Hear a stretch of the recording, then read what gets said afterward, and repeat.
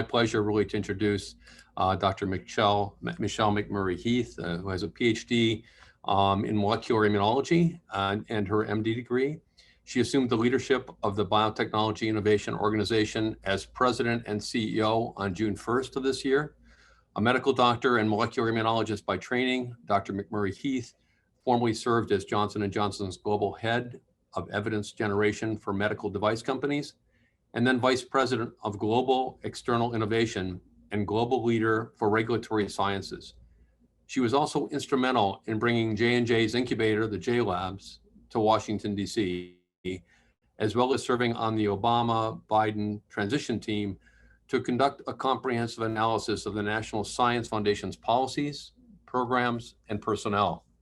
President Obama named her Associate Science Director of the FDA's Center for Device and Radiologic Health, where she championed clinical trial evolution, the use of real-world evidence in product evaluation, and the patient's voice in health research so new medical products deliver relevant outcomes. McMurray-Heath received both of her doctorates from the Duke Medical Scientist Training Program, becoming the first African-American to graduate from the prestigious program. She spent 12 years working at the research bench before taking policy and leadership roles in government and industry. And so welcome, Dr. McMurray-Heath. Pleasure to have you here. Thank you. It's a pleasure to join you. So when you began your tenure at the Biotechnology Innovation Organization, you spoke how you'd like to work with all of us in this space to change the national dialogue around the importance of science in our country. If you could talk a little about your perspective on why this is important, what is actionable in this regard for our bioscience leaders in Oregon and throughout the US, and what does success in this area look like to you? Sure. Well, first of all, it's been amazing to get this opportunity to see firsthand how our companies across the nation and across the world are really responding to the COVID pandemic, rolling up their sleeves, seeing what they can do to help. And I think this is so critically important because as I look out at vulnerable communities and communities of color that are struggling to take full participation in the opportunity that our nation has, there are often things that stand in their way, like access to clean air and water, access to nutritious foods, access to healthcare, access to scientific innovation. And as I look at all of those, the thread that they have in common is that they all have both, some public health approaches that are necessary, but also the promise of biotechnology can really impact those trajectories. And at Bio, we represent 1,000 member companies that range from the biopharmaceutical space to bioagriculture to energy and environment. And so it's so interesting to see how the promise of biotechnology can really create strides in all of those places. So I think it's critically important for us to stand proud when we talk about the power of science to really improve lives. And I'm hearing my husband also distance conference calling in the other room. So I'm just going to close my door and I'll be right back. We're doing distance learning and distance working at the same time. We understand. We understand. So many other people on this call are doing the same, I'm sure. Welcome back. Sorry about that. Yeah, no, that's great. So I guess coming back to that, the success in this area. I mean, what is that really going to look like? I mean, I guess you're touching on it, but. So we definitely know what it doesn't look like. It doesn't look like what we've seen over the last 4 years and maybe even preceding that, where, scientists and scientific-based companies are really disparaged by both sides of the political spectrum, where we see people thinking that science is a tool of politics as opposed to a pursuit to really try to improve our knowledge base and bring new solutions to patients and consumers. So we've definitely seen what it doesn't look like. Success would really be a primacy placed on STEM education in the K through 12 space. I have an 8-year-old, so I see, the immediate need for the emphasis on science it would be a public understanding of what science can and cannot deliver and how we go about the scientific enterprise. And, one of the amazing transformations of the tragedy of 2020 has been more and more people have a front row seat on the process of scientific innovation, and that can be incredibly important as we move forward. But it also is like a public dialogue around not just delivering the current scientific innovations that we have on hand, but an equal emphasis on figuring out how we speed the delivery of future innovations, because that is equally, if not more important, particularly as we look out across our large unmet public health needs and how we really still need scientific strides to address them. So I think kind of following up on the education piece in STEM, which we all agree that's critically important, and we wonder, what else could we have done in the past, but really what are we going to do moving forward? So we wonder if science has this general credibility problem per se. For example, in the Pacific Northwest, we have a high percentage of anti-vaxxers, a percentage which is higher than most other states. And I think we would say that vaccines are a brilliant example. They're actually the best example of medicine bringing reduction in pain, suffering, and death to the global population. It's obvious, right? Mm-hmm. So what are your thoughts about that? I mean, what can we do? And what should bio do? And given your angle on the government, maybe what should the government do? Yeah. Well, science skepticism is growing, not receding. And so we have to do everything we can to make sure we are standing up for science. I think one of the things that has happened over the last 10 to 15 years is that scientists, particularly scientists in industry, have been told to kind of keep their head down, don't get into the political fray, and just focus on the science that's right in front of them on their lab bench. And that is, of course, important. Right. But no one can speak for science like scientists. And like the entrepreneurs who have spent their lives understanding how to bring scientific solutions to the marketplace. And so I think we have a unique perspective in our industry that we need to share, and we need to, one of our panelists recently, the CEO of Ginkgo Bioworks said, we have to return to biotech pride. We really have to have some pride in what we're delivering and how we've improved human health and human life to date, and still what we have ahead of us. So this is critically important. And we have to make it completely unacceptable to really dismiss math understanding. For example, at my daughter's school, one of the researchers who's looked at early math education said, you would never see an adult say, oh my God, I just hate being able to read, or I just hate reading. But it's completely acceptable to say, I just don't like math.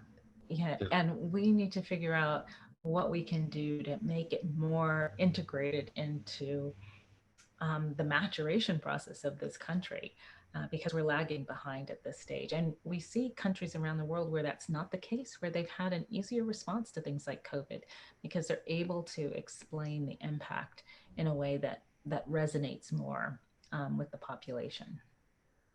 And I think I look at our bio programs. I think it came up recently about what we can do to outreach in general to disadvantaged parts of the community, but I think even more so in general. I mean, I think this latest thing has shown me that there's just so much of a deficit in understanding or appreciation of what is facts and truth and science. I mean, one of the things I hope we do learn from this experience is that while biotech tends to be a very progressive field, I think on the whole, that we need to do more to make sure that our scientists and our entrepreneurs look like the communities they serve. Yeah. It can no longer be a privileged space. We need to be leading not just in the science, but in our inclusiveness. And we know from our business examples, and usually from our personal business histories, that the more diverse points of view, not necessarily based on skin color, but based on background and experience that you put to a problem, the faster you're going to find a solution. And that goes for scientific problems as it goes for anything else. I agree with you 100%. And I look at what major members of bio that I work with, major pharmaceutical companies, the efforts that they're bringing into resources to bring people up is, I think, going to be is going to pay off. It's going to take a while, but at least people are doing something and doing more. But I still think that whole basic STEM education piece is something we've got to be working really hard at that. Um, Just to your point about our large companies investing heavily there, and I think that is important and key. I think we need to look at diversity as an ecosystem as well. And so while, our small biotech companies, of which, 95% of our bio members are small biotech companies, maybe do not have, rightfully so, a significant bandwidth or set of resources that they can right. put towards diversity and inclusion, but they should still benefit from the investments in the ecosystem. So, one of the things we're trying to do at Bio, for example, as part of our bioequality agenda, to link the alumni from some of those Hmm. training programs and support programs from our larger companies, so that virtually, so that our small companies can have line of sight to that talent when they're trying to hire and identify Oh, people that's great. to bring in tremendously. So we need to think of this as an ecosystem investment, because no matter how much a large company invests in diversity and inclusion, every time they acquire a company that's non-diverse, it Hmm. sets them back. No, that's a great point. That's a great point. Um, so in Oregon and the Pacific Northwest, Oregon Bio spends considerable energy and resources around training and equipping workers for the jobs of both today and tomorrow. Our BioPro training and certificate programs provide specific industry education and upskilling in not only bioscience, but also in advanced manufacturing. How has your education and career prepared you for leadership in our industry? And what advice do you have both for us as well as bioworkers of tomorrow? Hmm. Well, it's interesting.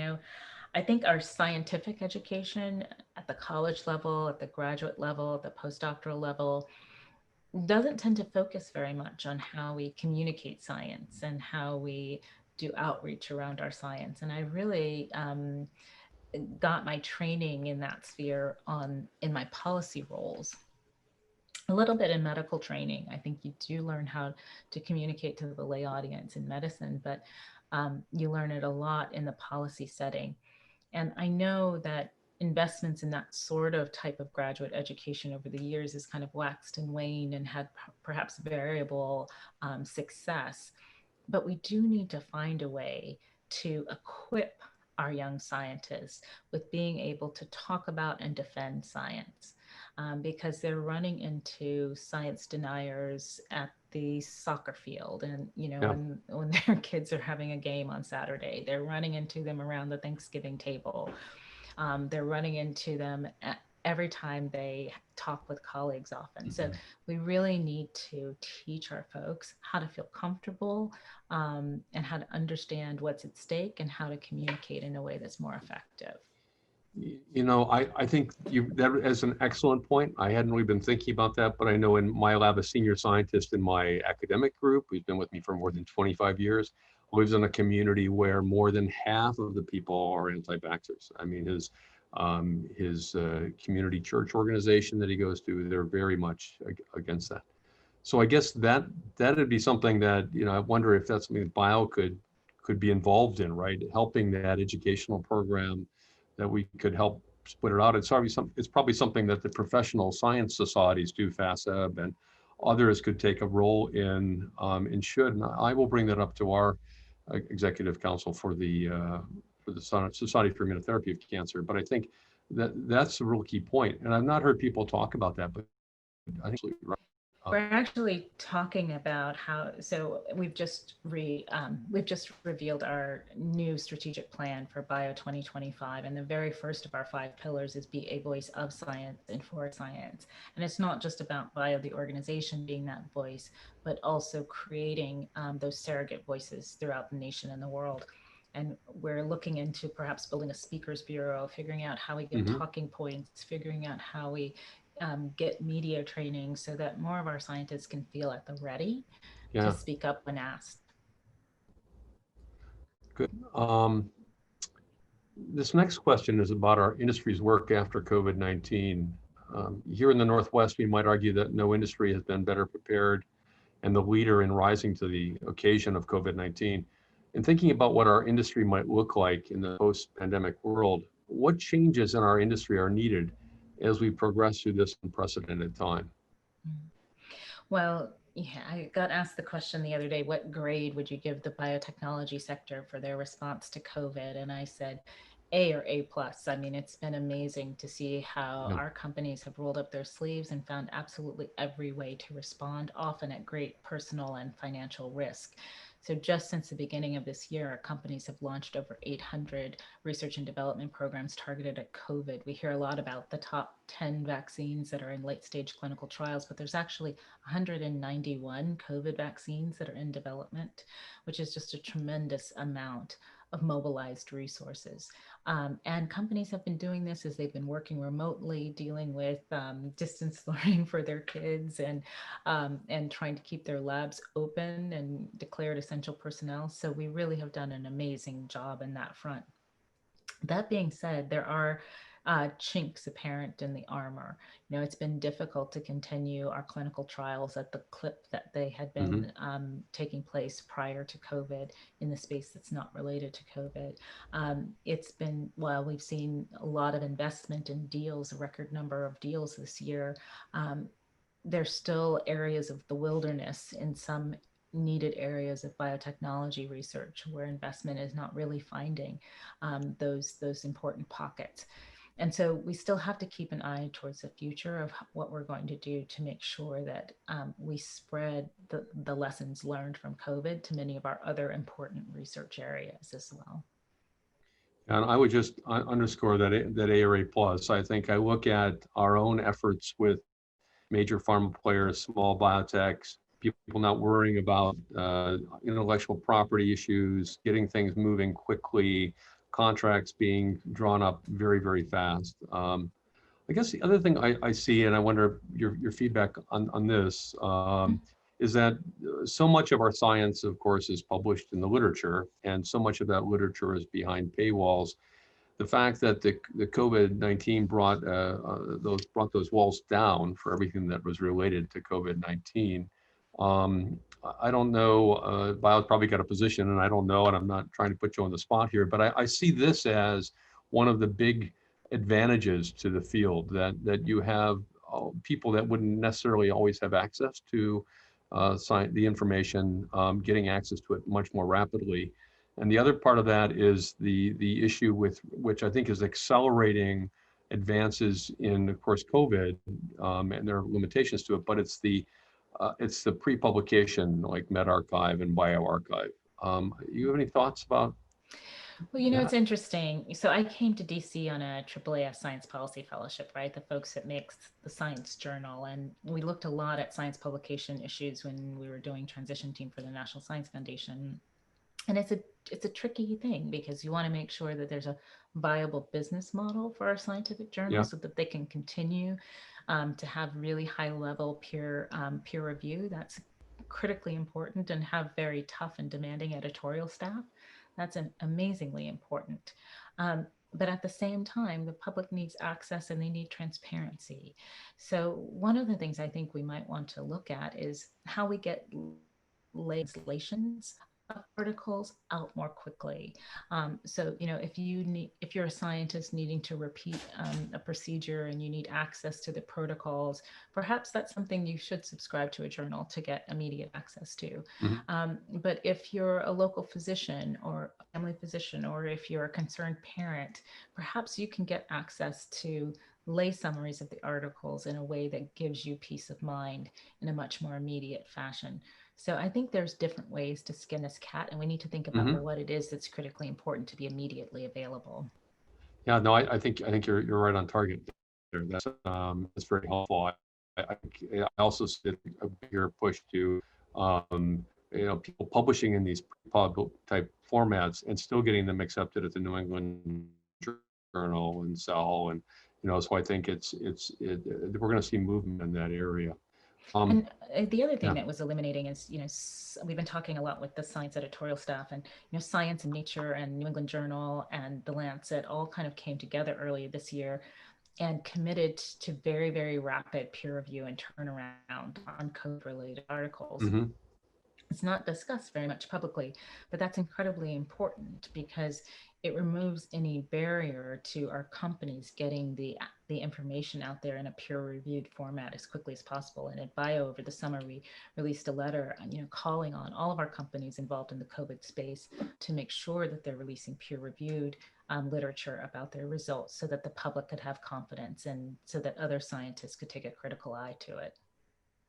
No, I see that. I sat through the October 22nd FDA vaccine advisory board. And I'm actually on the CBER cell tissue and gene therapy advisory board. So I think the FDA, I think what if you wanted to see what is going on in the United States right now with the FDA, it's amazing to bring the expertise from military, government, pharma, academics together. It's really, people should know that. People should recognize that and feel comfortable with what the decisions that are being made.